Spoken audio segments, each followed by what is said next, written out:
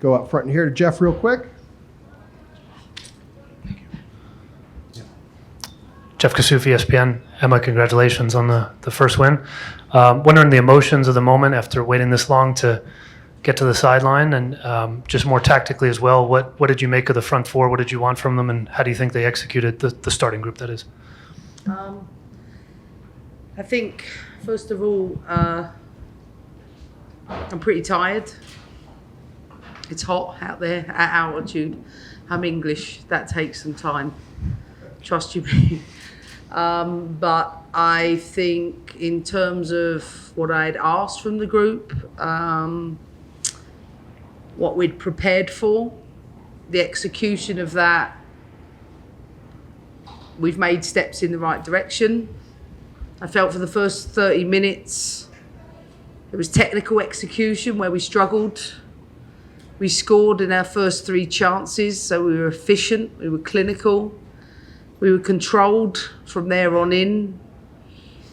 Second half, players coming in, added value, and all round, like, I'm really happy with the first performance, and it's just, one step in the right direction. Let's go to Meg right here. Just going to adjust your mic. Go.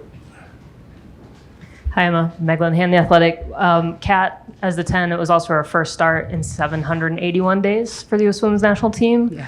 What does she bring to that front attacking four that maybe this team is not necessarily used to right now? Well, of course, I have hindsight because I've coached her at club level, so I know how she operates in the pockets. She can draw players in, she can escape pressure, she's quite a press-resistant player, links really well. Struggled with the altitude in the first half. She said that to me at half-time. And Kat is still having to build, but this is important, I think, especially for those players whose seasons have ended. These are the opportunities we can have to sort of keep them building, which is important. So, yeah, good 60 minutes under her belt, and really enjoyed the front four in the first half. You guys go back to back. Emma, Matt Pollard, Burgundy Wave, all the Colorado girls, getting a suite for all their friends and family. I'm sure you heard, pregame, their names come up. Obviously this crowd is here to show for them. Your thoughts on their performance and just what they're capable of bringing to you as a coach? Thank you. Yeah, I thought all of them had a really good game. I'll start with, Soph. She stretched the pitch out really well. I thought she linked with Mal. There's another level, in my opinion, yet. We're just at the beginning of that. And I'm so happy for her. She's someone who, I said it yesterday, she really wants to do well for this team, and with the right amount of coaching and time, really think we can add a lot to her. I think Mal was sensational first half.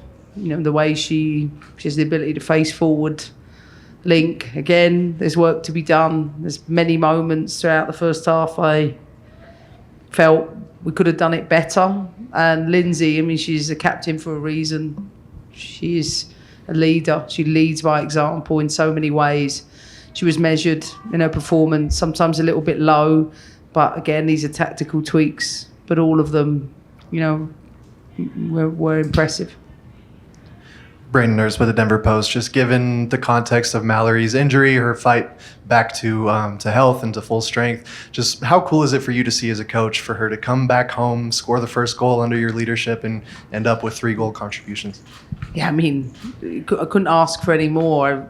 She's a player I've always admired. So to get the opportunity to coach her, see firsthand the qualities she possesses. But she's a connector. She's really magnetic as a human being too, in the way she operates in the team. She can multitask, she can do what she's doing on the pitch, and she can listen on the sidelines. I noticed that about her today.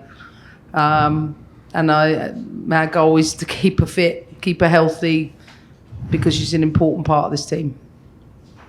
Before we go to JT, if anyone online has a question, please raise your hand. There's no one at this moment, so we'll stick to the room. Jonathan, and then we'll go Steve, and then we'll go Lakin. Thanks, Aaron. Hi, Emma. I'm sure that on a day like this, you'd like to have unlimited substitutions and let everybody get out there and play, but should we make anything of Alex Morgan not playing, do you think, we'll see her Tuesday? No, we shouldn't make anything of it.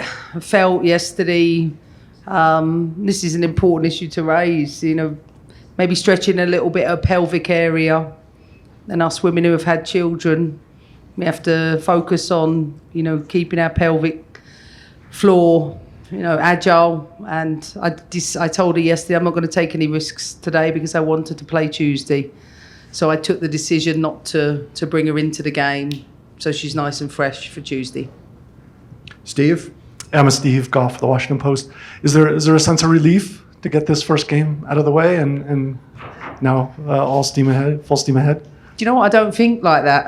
I don't feel that pressure. So I don't know. I'm doing the job I love and I get to enjoy all those amazing players. Like for me, I don't feel relief from that. I feel re-energized and want to coach this group, and they want to be coached. And I think you can see we're building something. There's lots of work to do. There's lots of holes in our play, no question, but it was a good start. Go ahead, Lakin. Hey, I'm Lakin Lippman with Fox Sports. Just another question about Kat. She obviously made her return not too long ago to the national team. I feel like she's been building and building. How long do you think it is until we see her at her best? I don't know is the answer to that, but I believe in gradual builds to do it. I think people don't realise she's only been in the last 2 camps, over a 24-month period, but listen, Kat is a special player, no question whatsoever. So she'll keep growing into the shirt, I am sure. She's been tremendous all week in training. My goal is to keep her on the pitch.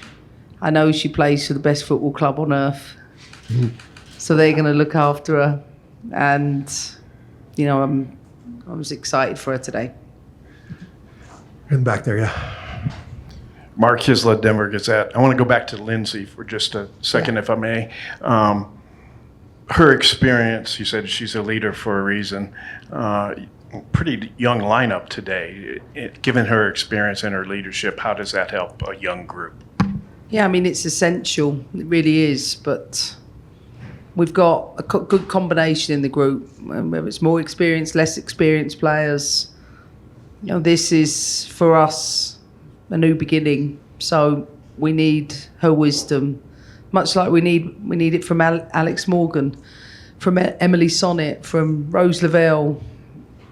All of these senior players, Crystal Dunn, they understand what it means to play for the national team, and I've been so impressed with their guidance behind the scenes and how much they care for each other. It's really struck me how caring the environment is. So I feel full credit to them, but I think that is because of the legacy of the programme. I think it's one of the pillars of the US Women's National Team, and it's a really, really nice environment to be in. Did you want to add something about the younger players? Yeah, I want everybody to be patient. There's a lot of young players on the pitch. They are learning, but they want to give everything for their shirt and they want to give everything for their country. Off the pitch, some make mistakes. Some have to learn. My job as a coach is to help teach them and guide them. We want to create an environment that's tolerant, that's respectful, that's inclusive.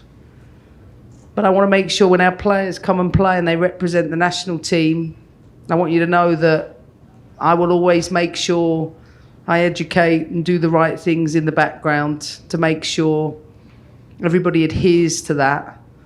But I want to make sure our players, when they come out and they play for us, they feel supported by all of us. That's, for me, really, really important. And, happy Pride, everyone. It's a good month to celebrate. All right? Steph, go ahead. Then we have 2 questions online. Stephanie on the Athletic. Speaking of Pride, Tierna Davidson, 2 great set-piece goals. I'm just wondering, how much you guys were working on that. Tierna attacked the back post really well.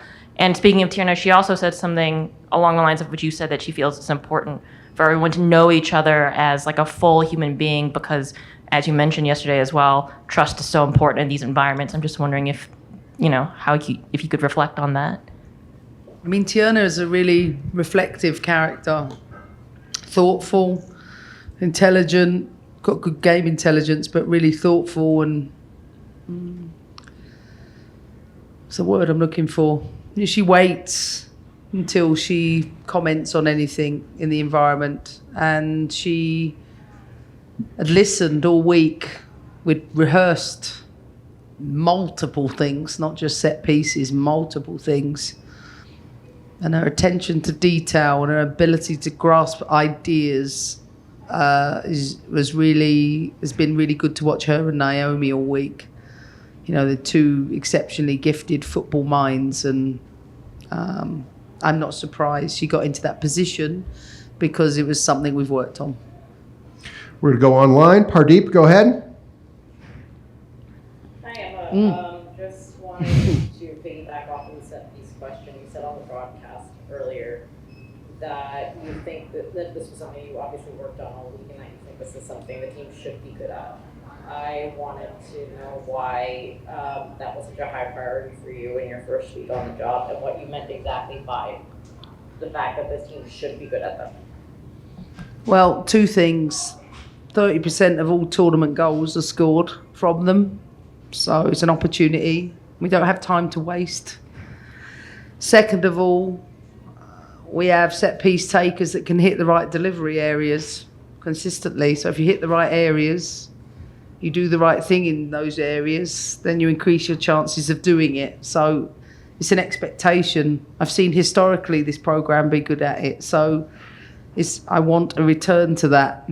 So we have to excel. And for me, that demand won't decline.